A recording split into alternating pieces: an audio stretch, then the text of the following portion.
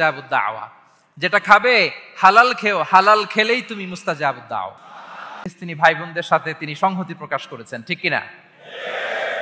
From the river to the sea, Palestine will be free. আমার সাথে সাথে বলেন, ফ্রি ফ্রি আল আকসা, ফ্রি ফ্রি আল আকসা। মুষ্টিবদ্ধ হাতকে উপরের দিকে করে আওয়াজ করে বলুন, ফ্রি ফ্রি আল আকসা, ফ্রি ফ্রি আল আকসা, ফ্রি ফ্রি আল আকসা। আল্লাহ তাআলা আমার মজলুম ফিলিস্তিনি ভাই বোনদেরকে হেফাজত করুক। আমাদের সেই প্রাচীন কেবলা মসজিদুল আকসাকে আল্লাহ তাআলা হেফাজত করুক। জালিমদের হাত থেকে, দখলদারদের হাত থেকে এই পবিত্র ভূমিকে আল্লাহ তাআলা মুক্ত করুক। আওয়াজ করে সবাই পড়ুন আমিন। সুবহানাল্লাহ। আপনাদের সাউথ আফ্রিকা দেখে তো আমি অবাক। প্রাকৃতিক সৌন্দর্যের লীলাভূমি, পুরো দক্ষিণ আফ্রিকাটাই যেন একটা সাফারি পার্ক।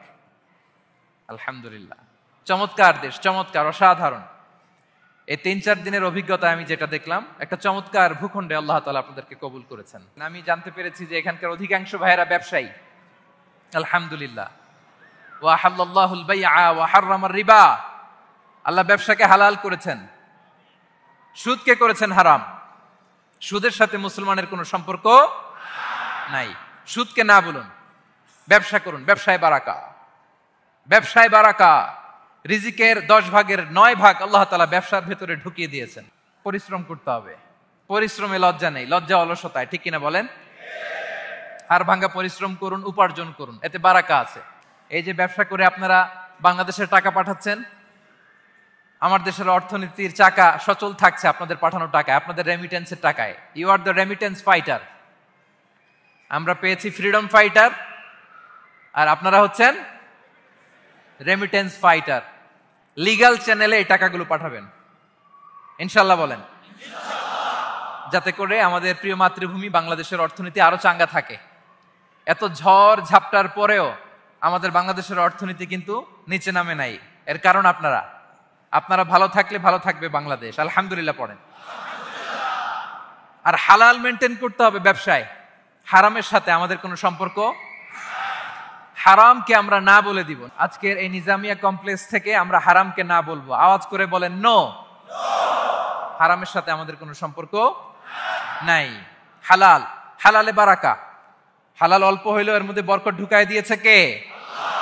বিষ্ণু ইসা ইসলাম বলেন, যেই দেহ হারাম খেয়ে বড় হয় ওই দেহ আল্লাহর জান্নাতে যাবে না। লা ইয়াদখুলুল জান্নাতা জাসাদুন গুযিয়া বিল হারাম। হারাম খেয়ে বর্ধিষ্ণু দেহ আল্লাহর জান্নাতে ঢুকবে না। মক্কাতুল মুকাররমাতে এক লোক কাবা তাওয়াফ করতেছে আর ইয়া রব, ইয়া রব বলে আল্লাহর কাছে দোয়া করতেছে। সাহাবারা তো অবাক, এই লোকের দোয়া তো আজকে কবুল হয়ে যাবে, এ তো আজকের সব সওয়াব নিয়ে যাবে।